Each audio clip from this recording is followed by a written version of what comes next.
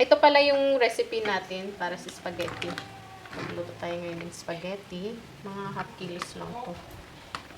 2:1 ako pag half kilos. Ang ginagamit kong sauce for 1 kilo. Kasi gusto ko yung sinabawang spaghetti. Joke.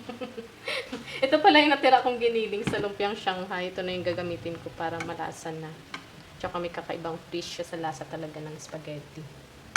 And then, ito yung aking mga ingredients. Bawang, sibuyas lang, hotdog, tapos butter. Konting, condensed milk. Kung nakukulangan ako sa tamis, yan, dadagdag na ako konti lang. Tsaka cheese. Yan lang. Simpleng, recipe.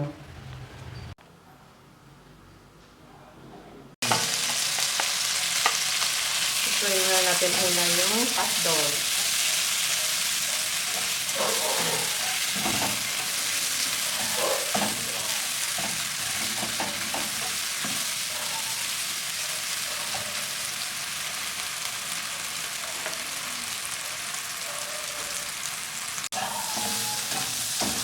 Yung luto ng mga hotdog, hanguin din natin at magigisa na tayo ng sibuyas, bawang.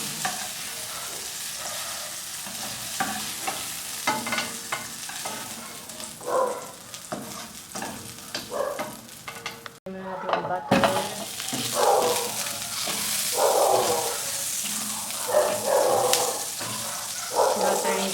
Okay. Sana natin. Sige na. Gisa natin bawang sibuyas. Gisa-gisa na.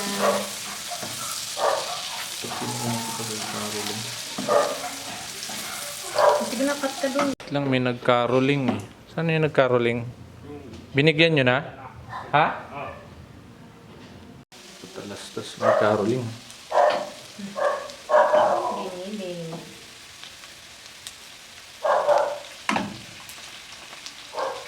Ay, shooting. Diba? Bango na o. No need na timplayin masyado. Kasi malasa na siya. Marami din naman nagawa kaninang lumpia. Pero mas dami pa rin natin sa 1 kilo. Bagay 1 kilo kasi. Ang bango. Ang bango naman. Ang bango na.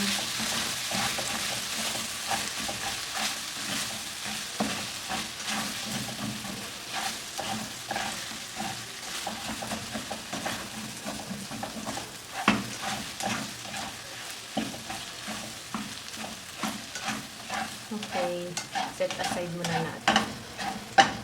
Lagyan muna natin yung milk. Konting milk lang.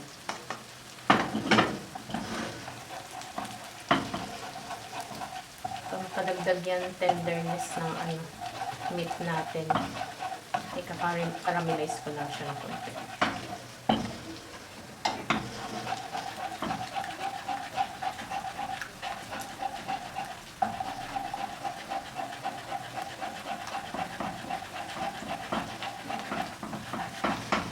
Ang technique ko lang doon sa pagluluto. Sa inyo, depende na sa inyo kung anong technique. Basta sa akin, ginaganito ko muna bago ilagay yung sauce. So, parang may kakaibang din siya. Yung tamis niya. Unlike sa ilalagay mo siya direkta sa sauce niya.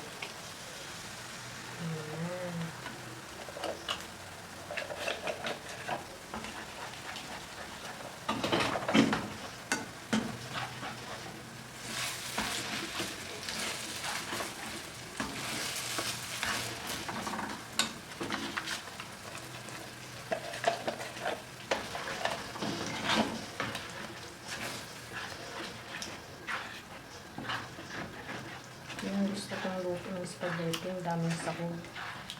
Yung busog ka na agad sa sahog. So, bagay kayo lang ng pampamilya, ba't titipirin mo pa? Hindi naman ito pang business na naghahabol ka ng kumita. Importante na i-enjoy ng mga bata kumain ng masarap.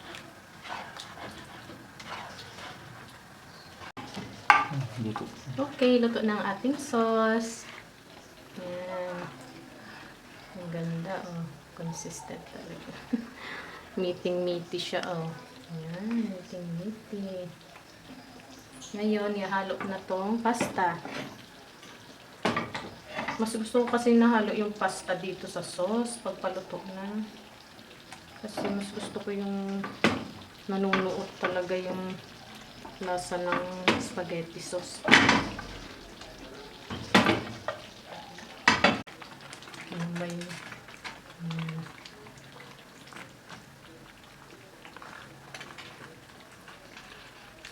Hindi na masyado lata ang pagkaluto ko ng pasta eh. Kasi gusto ko talaga yung nahalo siya dito. Sa sauce habang niluluto.